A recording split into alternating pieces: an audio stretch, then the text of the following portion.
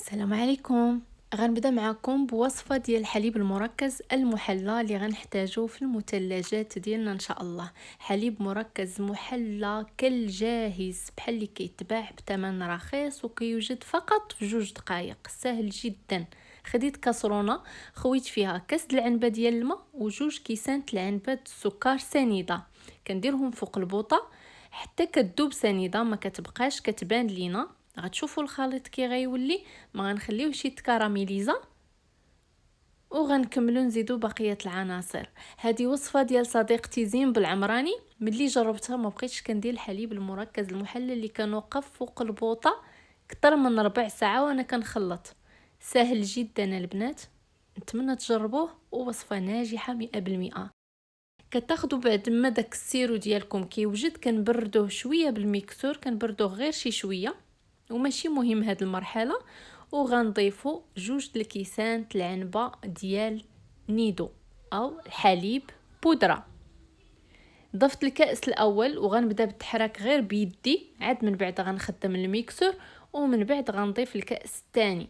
يعني المقادير البنات غتحتاجوا 2 كيسان سكر سنيده وكاس ديال الماء، ومن بعد غتزيدوا 2 كيسان ديال الحليب بودره.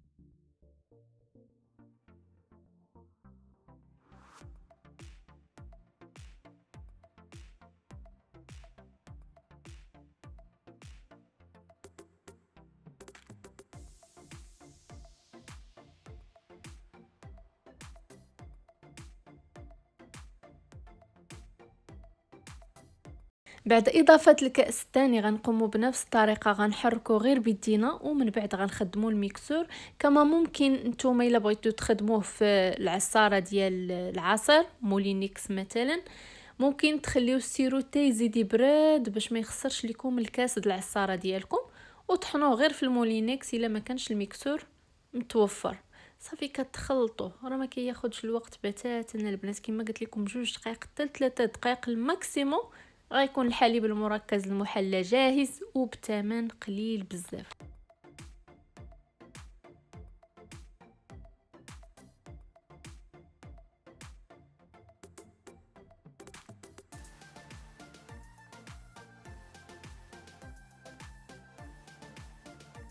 بعد ما كيتخلط الخليط ديالنا مزيان، كنخويوه في شي اناء زجاجي احسن بكتير من البلاستيك.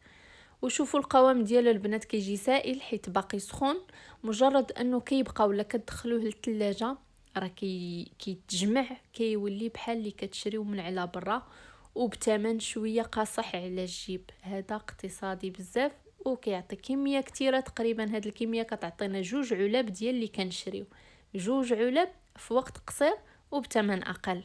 غتشوفوا معايا كيفاش كتجي القوام ديالو، كيفاش كيجي.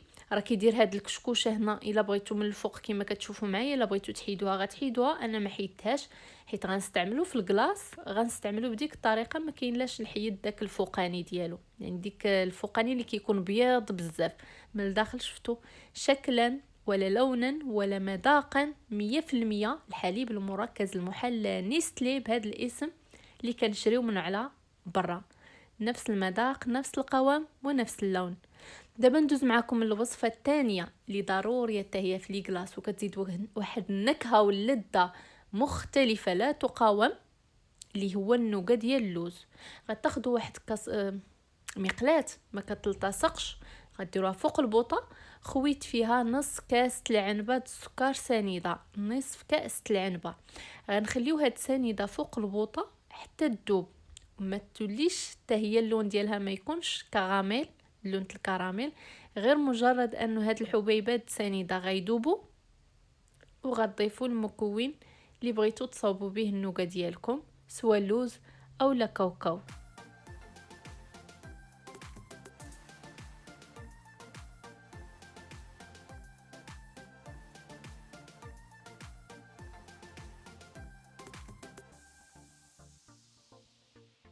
بعد ما هكا داب ليا السكر، غنضيف الكاس العنبه ديال اللوز مهرمش بقشورو. انا كتعجبني النوغا بالقشور، اللوز بقشورو. ممكن ديروا اللوز كونكاسي، ممكن ديروا اللوز صايم، انا هنا هرمشته، ولكن من الاحسن ما ديروش شي حاجه صغيره بزاف وشي حاجه كبيره. انا هنا شويه جات قريبي باش يطيب لينا في وقت واحد، ما تجيش شي حاجه محروقه وشي حاجه باقي ما محمراش. كنخليوه هكا فوق البوطه، وكنبقاو كل شويه كنحركو فيه ضروري، ما كنحبسوش من التحراك باش ما يتحركش لينا، تحرق لينا بلاصه وبلاصه باقا بيضه. غنبقاو بالمهل في الاول غيبان لكم بحال شويه محجر، راه غير غتبقاو تحركوا وغتتبعوا غتشوفوا كيفاش غيجي الخليط. غتحركوا من بعد غيتكراميليزا داك السكر، وغتطلق لينا اللوزه ولا النوغه ديالنا في المقلاة. غتجي عاديه جدا. وضروري ردوا البال، ما خصكمش تفوتوا ليها الطياب. ردوا معايا البال في لا فيديو بلا ما نكثر عليكم البلا بلا، كل شيء واضح، ومن بعد نرجع معكم.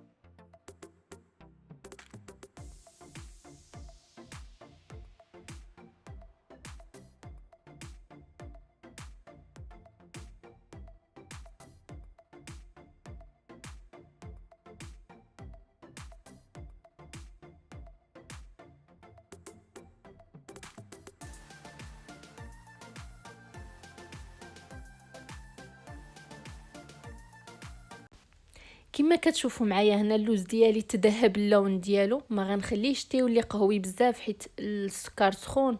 الا خليتو تيولي قهوي بزاف راه غيتحرق، غيشد ديك الحراره مازال السكر وغيزيد يطيب ويتحرق. خديت وجدت واحد بابي كويسون او الا عندكم نتوما هذيك ديال السيليكون، فرشت عليه النوغه ديالي وكنحاول نسرحو، ما بغيتش يجيني شي فوق شي، حيت من بعد ان شاء الله غنستعملو في واحد الكلاص اللي غنشاركو معكم، اللي كيجي مذاقه لا يقاوم بالفعل، واحد المذاق اللي لا يقاوم بتاتا. القياس اللي درتو غتبغيو تاكلوه في نهارو. هنايا سديت عليه بالسلوفان وغندوز عليه بالمدلك غير باش تجيني ديك لاكوش النوغا رقيقه، وتجيني ان شاء الله من بعد لاكلاص اللي غنشوفوا معايا في الفيديوهات القادمه باش يجيني في التهرس ديالها تجيني سهله. صافي كنحتفظوا بالنوغا ديالنا حتى كتبرد، كتقدموها تاكلوها هكا، كتذوقوا بها لي غاطو كلاصي ديالكم، كتستعملوها في لي كلاص ديالكم، كتجي رائعه المذاق البنات، رائعه المذاق بزاف. نتمنى ان شاء الله تجربوها. وما كتجيش الا خدمتوها هكا باللوز كونكاسي اولا كيما خدمت، راه تاكلوها بحال هكا وتصاوبوها حتى لوليداتكم احسن من داكشي اللي كتشريو من على برا، وما كتجيش قاصحه على السنان بتاتا الا درتوها الطريقه ودوزوا عليها المدلك باش تجيكم رقيقه. بالنسبه للحليب المركز